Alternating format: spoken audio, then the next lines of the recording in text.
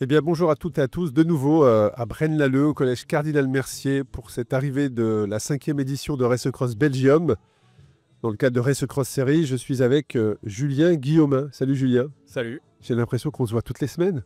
Ouais, bah là, j'ai enchaîné Paris, Espagne, Belgique et bientôt France dans quelques semaines encore. En tout cas, beau calendrier de préparation et on sait comment te positionner dans nos favoris sur Race Cross France, puisque Julien Guillaumin, effectivement, hein, on l'a vu à Paris. Alors, tu as vraiment ciblé le 500 km. Hein, c'est vraiment, voilà, c'est identifié, c'est très clair. Donc, deuxième sur le 500 km de Race Cross Paris, où d'ailleurs, je le précise, le vainqueur donc du 500 km Paris a remporté le 1000 km sur Race Cross Belgium. Tu as remporté l'Espagne il y a 15 jours. Et là, tu remportes la Belgique il y a quelques minutes. Ouais, c'est ça, il y a deux petites heures, je pense. Raconte-nous ce qui s'est passé à l'arrivée.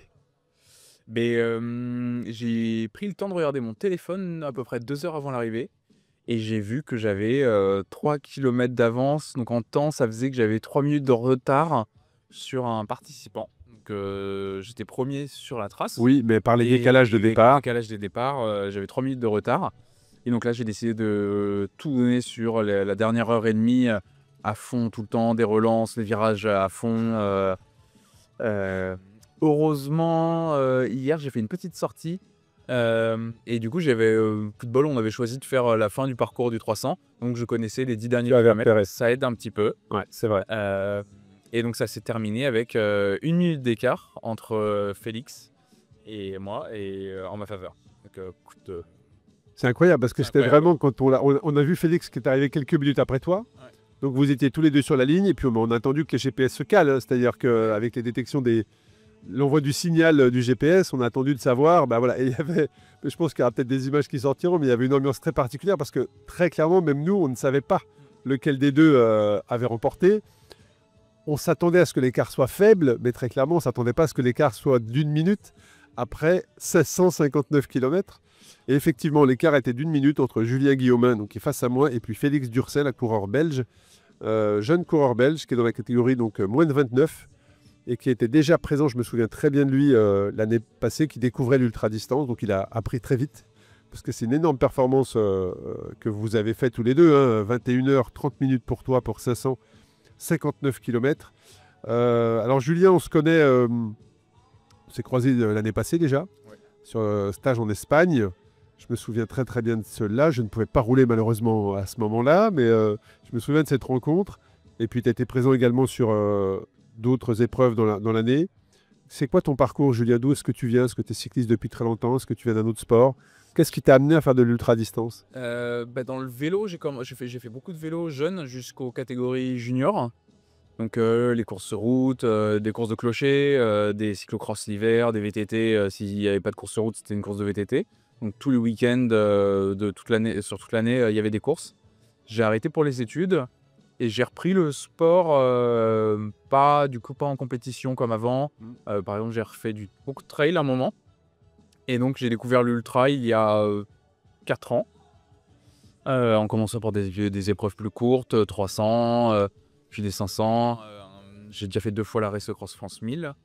Voilà, c'est ça depuis 4 ans l'ultra en vélo. C'est quoi le lien pour toi ou le comparatif? Qu'est-ce que tu retrouves dans l'ultra-cyclisme qui t'avait plu dans l'ultra-trail? Ce que j'aime beaucoup sur une épreuve d'ultra, c'est qu'on peut se permettre d'avoir des moments de moins bien et on se voit remonter. Et tu as un moment, des fois, tu sais pas pourquoi, mais 36 heures après le départ, c'est le moment où tu es le mieux de ta course. Et c'est très agréable à vivre. C'est l'état de flow en fait, hein, ce Ouais, que c'est c'est ça. décrit. Ou même, il y a aussi même musculairement, énergétiquement, tout va bien. C'est assez surprenant pour les gens qui Ouais, les écoutent et qui n'ont pas vécu la sensation dont tu parles, de se dire mais comment c'est possible pour 36 heures de vélo que tu te sens bien et mieux qu'au bout de 2-3 heures. Mais c'est pourtant la vérité. alors que quelques heures avant, tu as pu le connaître un moment Oui, t'es au phobie sur bas, un creux, parce que tu avais froid, tu avais faim, tu pas pu trouver ce que tu voulais à manger ou à boire. C'est ça que j'aime beaucoup avec le longue distance. Bon, en tout cas, tu as expérimenté. Pourquoi avoir ciblé les 500 km cette année? Malheureusement et très bête, je voulais refaire la Race Cross France 1000 mais j'ai un mariage le week-end juste avant et je ne peux pas faire les choses à moitié, que ce soit un mariage ou une race cross. Donc j'ai décidé de m'inscrire à la 500 de Race Cross France pour avoir plus de jours de récupération après le mariage. Et du coup, après, j'ai regardé les autres épreuves que je connaissais pas du tout, que ce soit Paris, Espagne et Belgique. Et je me suis dit, mais pourquoi pas faire toute une année de 500. J'ai pas encore la Suisse, j'ai pas encore regardé. Ouais. Je me suis déjà 4 épreuves, je me suis dit, c'est déjà bien. Bah, disons qu'en tout cas, tu construis bien ton objectif de se dire je prends mes repères. Ouais. Et nous, quand on te voit partir, bon, bah, on sait que tu seras vite devant. Ça, c'est clair, parce qu'on te connaît maintenant. Et on n'est pas surpris. Et pour toi, tu prends tes repères. C'est-à-dire au niveau de sensation, tu l'as dit, au niveau d'alimentation, au niveau d'hydratation, au niveau de la vitesse, de la puissance. Bref, Ouais. tu prends vraiment tes repères, ce qui fait que tu vas arriver sur France avec une grande confiance. Ouais, j'espère que ça va bien se passer. Ce qui est sympa avec Race Cross France, c'est que là, on a plusieurs semaines encore pour 4 semaines. voilà, s'entraîner, progresser encore. Alors que là, entre les 3 épreuves, C'est de la récup. voilà, c'était de la récup et faire au mieux. Qu'est-ce que tu as pensé du parcours? Tu connaissais les routes belges? Pas du tout, j'ai roulé une fois mi-chemin entre France et Belgique dans les Ardennes vers Bouillon. Et donc là, inconnu, complet. Totale découverte. Beaucoup de découvertes. Alors, parle-nous du pavé. Parle-nous du pavé, parce que je sais que dans le briefing, Adoré.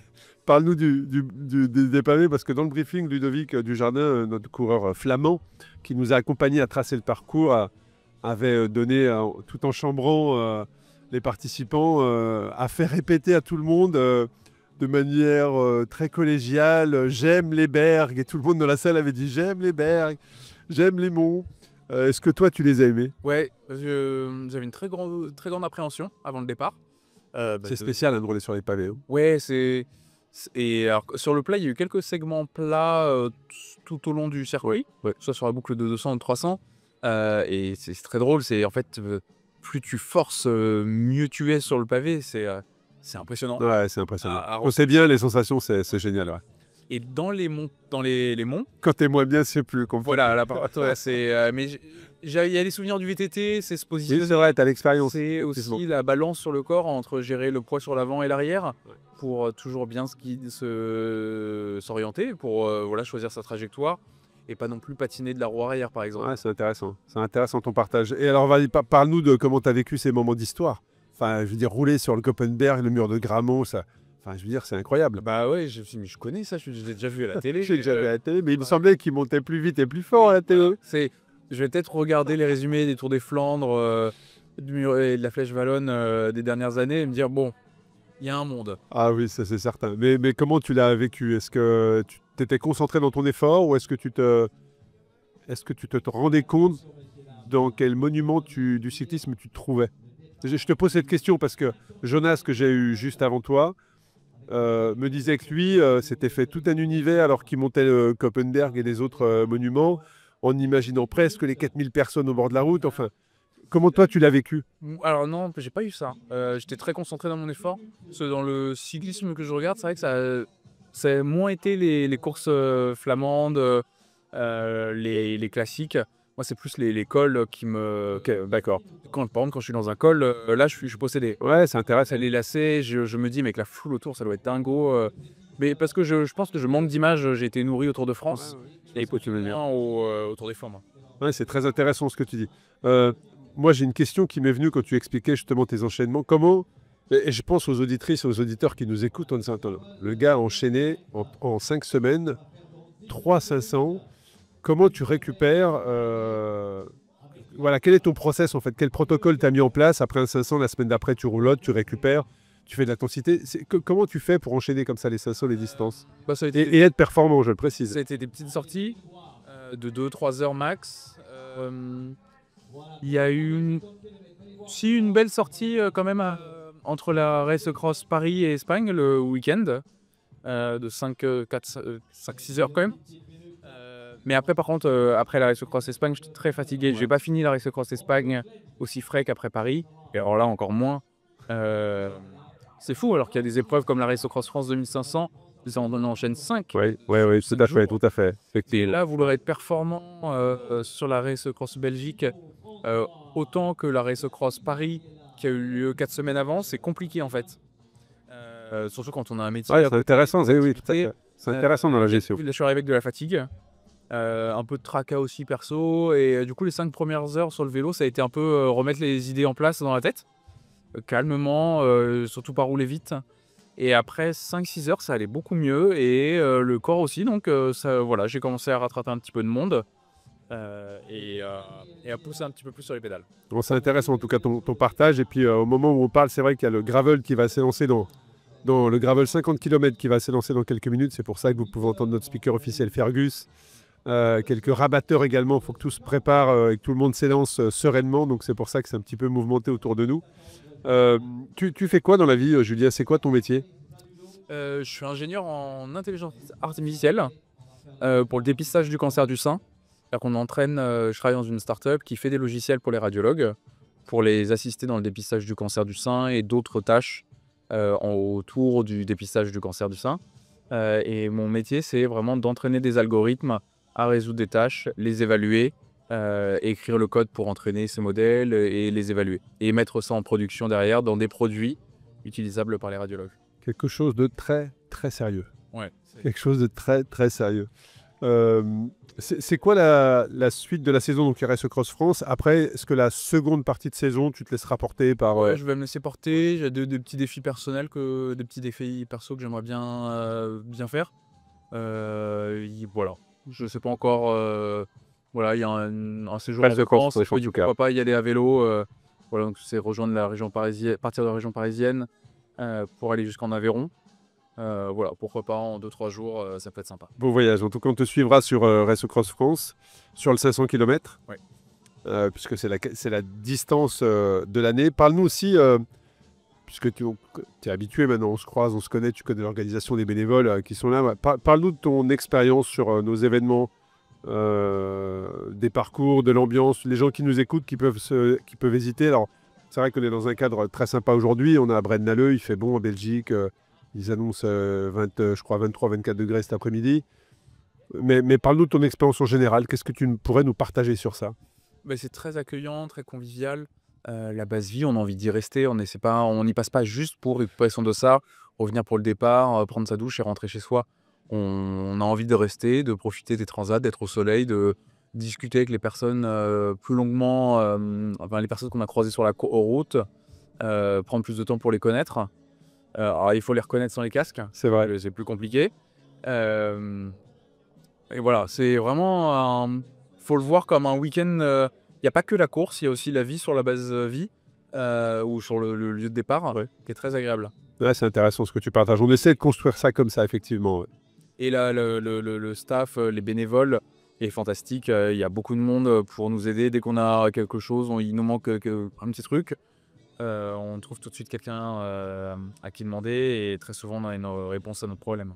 Bon, en tout cas, c'est vrai que je le dis souvent, mais un grand merci à tous les bénévoles qui nous accompagnent. Si vous écoutez cet épisode et vous vous dites, un 500, je me sens pas trop de le faire, j'aimerais bien un peu voir comment c'est de l'intérieur, n'hésitez pas à venir rejoindre l'équipe des volontaires dans un premier temps, voir l'ambiance, l'univers, voir les coureurs aussi partir, revenir, discuter avec eux. Et on a beaucoup de bénévoles qui, les années d'après, on les retrouve avec un dossard sur le casque pour s'élancer sur...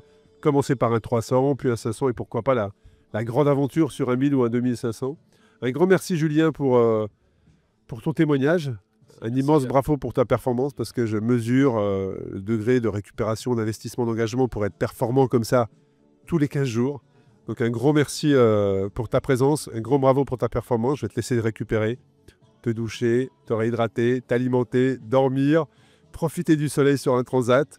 Et puis on se voit ce soir pour la remise des récompenses. Et merci à toi aussi pour tout le travail que tu fais et les organisations que tu nous composes.